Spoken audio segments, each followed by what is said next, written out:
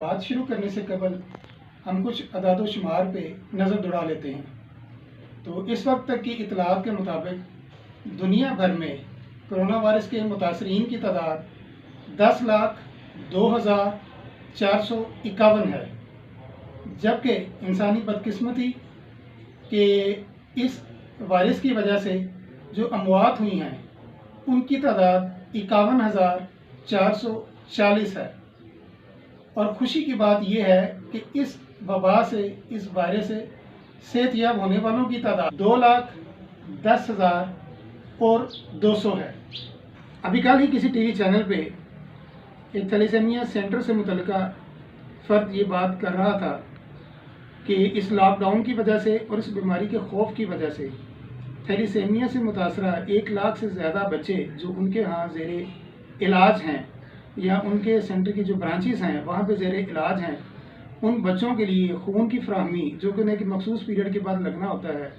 वो नामुमकिन सी बात हो चली है, जिसकी वजह से थैलेसेमिया में मुब्तला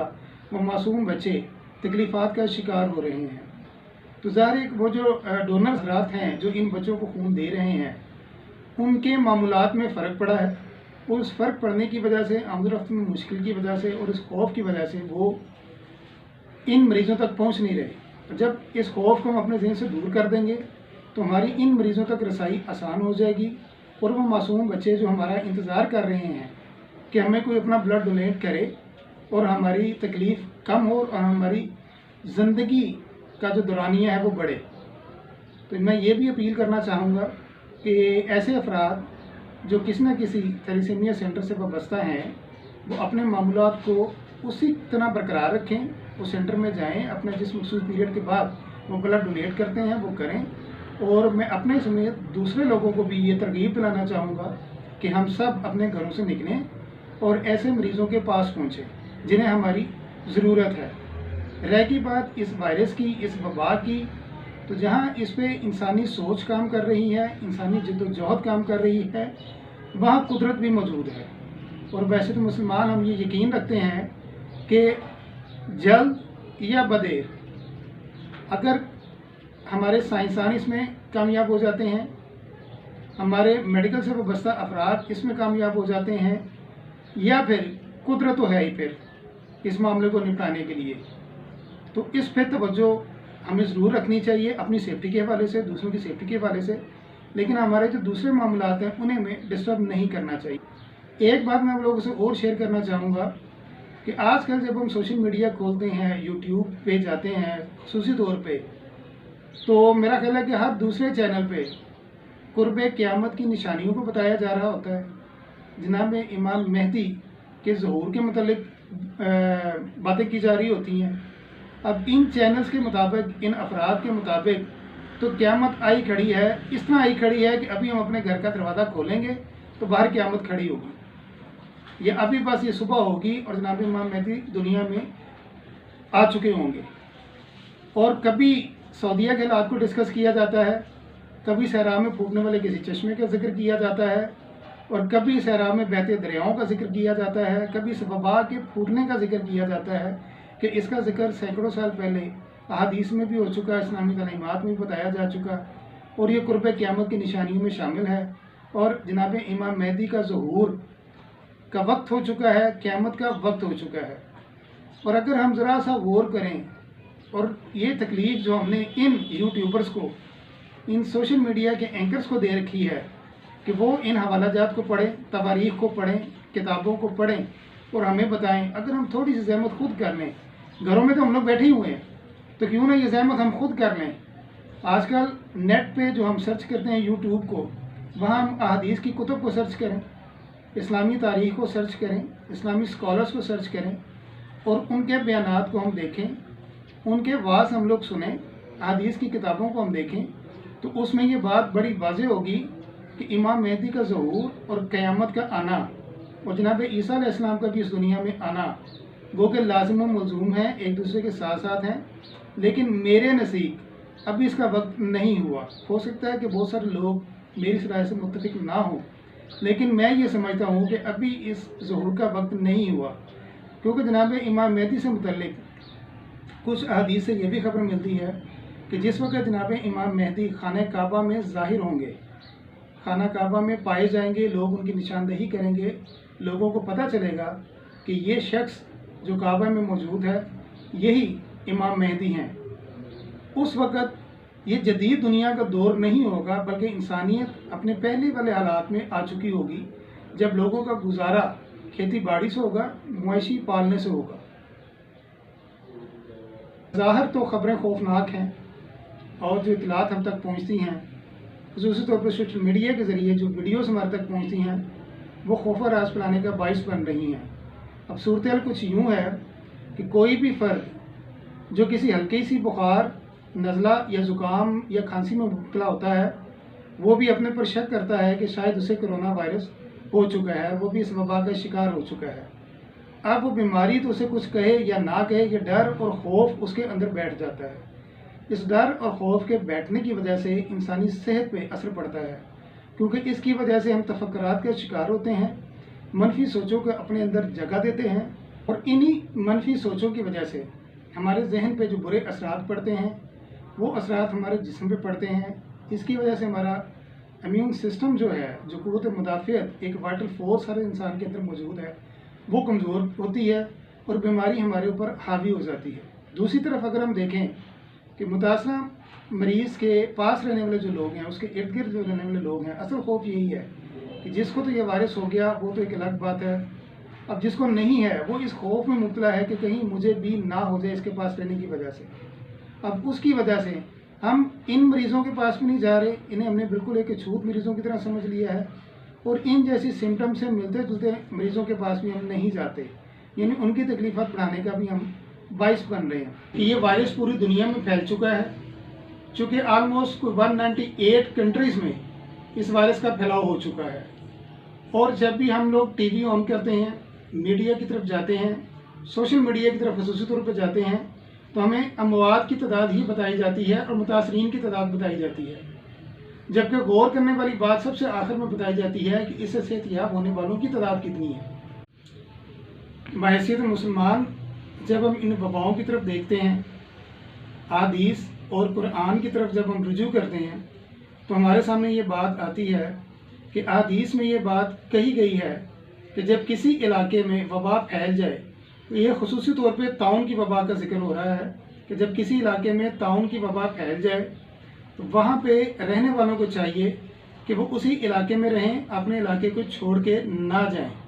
اور جو افراد اس علاقے سے باہر ہیں انہیں چاہیے کہ اس علاقے میں نہ جائیں۔ اب غور کرنے والی بات یہ ہے کہ اس کے پیچھے حکمت کیا ہے۔ وہ حکمت اس میں ظاہر ہوتی ہے کہ جو افراد متاثرہ علاقے میں رہ رہے ہیں وہ جب اس علاقے سے باہر نکلیں گے تو لا محالہ اپنے ساتھ اس بیماری کے جراثیم لے کے جائیں گے، اس بیماری کو بھی اپنے ساتھ وہاں سے لے کے جائیں گے۔ وہ صرف انسان ہی نہیں، وہ بیماری بھی وہاں سے مائگریٹ کرے گی، اور یہ صورتحال ہم نے کرونا میں دیکھی ہے کہ چائنا میں جب یہ وبا پھیلی، پوری دنیا نے اپنے شہریوں کو وہاں سے نکالا، اور جو شہری وہاں سے گئے اپنے اپنے ممالک میں، وہ اس وبا کو ساتھ لیتے ہوئے چلتے چلے گئے۔ پاکستان میں بھی ظاہر ہے کہ یہ وبا پاکستان سے نہیں شروع ہوئی، بلکہ پاکستان میں بھی اس کے مریض باہر سے ہی آئے ہیں، اور انہی مریضوں کی وجہ سے یہ بیماری لوکلز میں پھیلی ہے۔ تو اس حدیث مبارکہ میں نبی پاک صلی اللہ علیہ وسلم ارشاد فرماتے ہیں کہ طاعون کی وبا میں ہلاک ہو جانے والا میری امت کا شخص اللہ کے ہاں شہید کہلائے گا، یعنی اس وبا سے جو افراد ہلاک ہوں گے وہ اللہ کے ہاں شہید کہلائیں گے، اور جو اپنی قسمت پہ، قضاء و قدر پہ یقین رکھ کے اس علاقے میں رہیں گے اور آزمائش میں کی اس گھڑی میں کامیاب ہوگی، ظاہر ہے کہ اس کے لیے غازی کا درجہ ہونا چاہیے، اور دوسری بات کہ وہ دوسرے انسانوں کی جان بچانے کا بھی فرض ادا کر رہے ہیں، کیونکہ جب وہ اس جگہ سے جائیں گے اپنی بیماری کے جراثیم ساتھ لے کے جائیں گے، اس کی وجہ سے دوسری انسانیت مصائب کا شکار ہو جائے گی۔ تو یہی حکمت ہے اس حدیث میں کہ جس علاقے میں وبا پھیلے اس علاقے میں رہنے والوں کو چاہیے کہ اپنے علاقے میں ہی رہیں، وہاں سے باہر نہ نکلیں، اور باہر والوں کو چاہیے کہ اس علاقے میں نہ جائیں۔ ہاں، اگر آپ کے پاس حفاظتی اقدامات ہیں، آپ ان لوگوں کو ہیلپ آؤٹ کرنا چاہتے ہیں تو وہ ایک الگ بات ہے۔ اب اگر ہم صحت یاب ہونے والے افراد کی تعداد کو دیکھیں اور وفات پا جانے والی کی تعداد کو ہم دیکھیں تو ہمیں یہ پتہ چلتا ہے کہ اس مرض سے صحت یابی کی تعداد زیادہ ہے بنسبت ڈیتھ ریشو کے. تو یہ اللہ تعالیٰ کی طرف سے ایک بہت بڑا انعام ہے کہ اس مرض میں صحت یاب ہونے والوں کی تعداد بہت زیادہ ہے بنسبت اس کے وہ افراد جو اس کی وجہ سے جان کی بازی ہار گئے. اور یہی وہ بات ہے جو ہماری نفسیاتی صحت کو برقرار رکھنے کے لیے ایک خوشخبری ہے، اور اسی میں ہمیں فوکس کرنا چاہیے. چونکہ اس بیماری کا علاج کوئی نہیں ہے ہمارے پاس، ویکسین کوئی نہیں ہے اس کی ہمارے پاس، تو اس میں جو بہترین طریقہ علاج ہے وہ خود متاثرہ شخص کے اپنے پاس ہے، اور وہ ہے اس کی نفسیاتی صحت. نفسیاتی صحت برقرار رکھنے کے لیے ہمیں اچھی خبروں کی طرف جانا پڑے گا، بری خبروں سے دور رہنا پڑے گا، اور اچھا سوچنا پڑے گا. ایک ہیلدی مائنڈ ہی ایک ہیلدی باڈی کی بنیاد ہوتا ہے. جب ہمارا ذہن کمزور ہوگا، پریشانیوں تفکرات کا شکار ہوگا، ڈپریشن کا شکار ہوگا، تو ہم کبھی بھی کسی بھی بیماری سے ریکور نہیں ہو سکتے، خواہ وہ بیماری ایک عام سا بخار ٹائیفائڈ ہی کیوں نہ ہو. یہ تو خیر ایک بہت بڑی بیماری ہے. تو ہمیں نیگیٹیوٹی کی طرف جانے کی بجائے مثبت خبروں کی طرف توجہ رکھنی چاہیے. اگر ہم ہمت اور حوصلے سے کام لیں تو خدا نخواستہ اگر کرونا وائرس ہو بھی جائے تو میں نے آپ کے سامنے اپنی بات شروع کرنے سے پہلے کچھ اعداد و شمار آپ لوگوں کے ساتھ شیئر کیے ہیں، اور اس میں آپ دیکھیں کہ صحت یاب ہونے والوں کی تعداد مرنے والوں کی تعداد سے کہیں زیادہ ہے. اور یہ اسی وجہ سے ممکن ہے کہ جو بھی ہمیں تکلیف ہو رہی ہے ہم اس تکلیف کے مطابق ڈاکٹر سے، کسی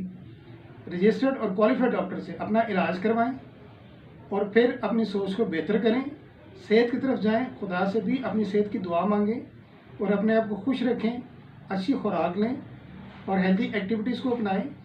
اور یہی ایک واحد ذریعہ ہے ہماری صحت یابی کی طرف جانے کا. تو اس میں احتیاطی تدابیر اگر ہم اپنا لیں تو وہ سب سے اچھی بات یہ ہے کہ احتیاطی تدابیر اپنانے کی وجہ سے ایک تو ہم خود اس کا شکار نہیں ہوں گے، دوسرا ہم دوسروں کی مدد کرنے کے قابل ہوں گے. اب جن افراد میں یہ وائرس پایا جا رہا ہے ان افراد کے متعلق جو خبریں آ رہی ہیں وہ خبریں تھوڑی سی تشویشناک ہیں کہ لوگ گھبرا کے ڈاکٹر سے رجوع نہیں کرتے، گورنمنٹ جو ہیلپ لائنز جاری کی ہیں ان پر رابطہ نہیں کرتے،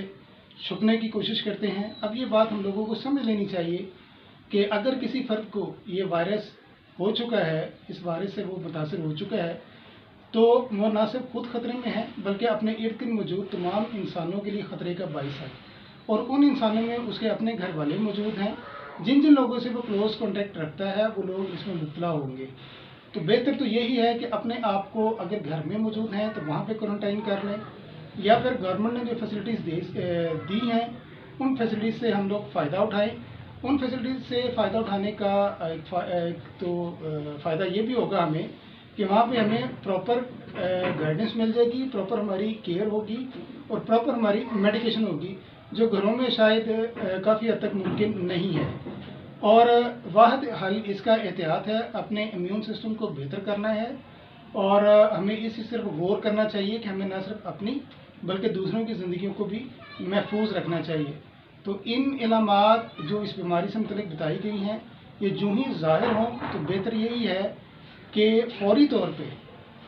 کسی مستند ڈاکٹر سے رجوع کیا جائے اور گورنمنٹ کے بنائے ہوئے سینٹر سے رجوع کیا جائے تو سب سے بہتر ہے.